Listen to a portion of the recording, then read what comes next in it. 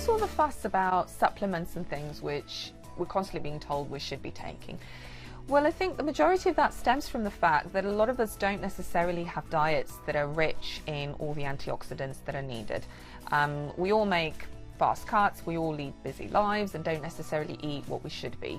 So I definitely agree that taking supplements that contain your main multivitamins, which are B, C, D and E, is a good idea. But I must stress that it is not a replacement for a good diet.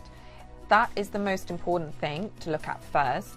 And then the supplements are just exactly what they're called, supplements. So they're in addition to a really good diet and also a fit and healthy lifestyle that you should be having anyway.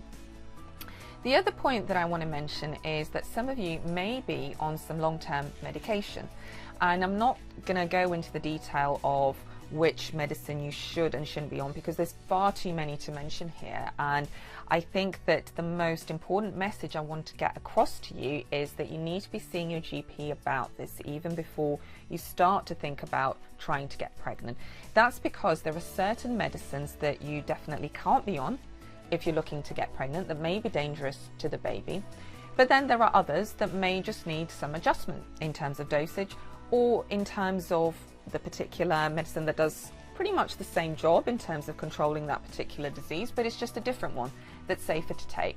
So I think it's absolutely vital that you have that discussion with your GP who understands your particular condition, and never ever stop anything on your own without getting their advice first, because you might have been put on that medication for a good reason. And quite often, if you have certain conditions like asthma and epilepsy, it's important to keep you going on medicines that control you whilst you're pregnant, because if not, then your own health may start to present a real danger to yourself and to your baby.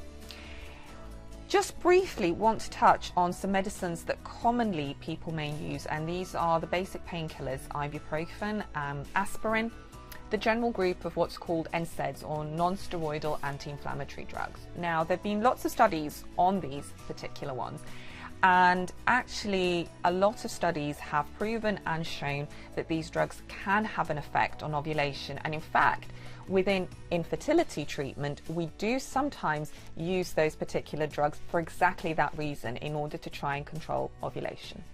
But what does this mean for you? Well, it means that I wouldn't advise you to be on any of these painkillers long term, and that's because they may interfere with your ability to ovulate. But there have been more recent studies that are also showing that women who take things even such as paracetamol long term may potentially be affecting the fertility health of their male offspring. So this is very, very new research that's just recently come out. We don't know very much more about it, but a general rule of thumb or common sense would say that actually any painkillers and drugs that are taken long term may potentially cause problems for yourself, and in addition potentially also for your baby. So just be a little bit careful about that. But having said that, taking paracetamol, ibuprofen, aspirin in the short term, if you need it for any sort of pain relief, or if you've been advised by your GP, is absolutely fine. There's nothing you should worry about. Really want to stress that. But it's more long-term usage that you need to be a little bit careful about. Again, if you're not sure, go and see your GP, who's a great source of help when it comes to things like this.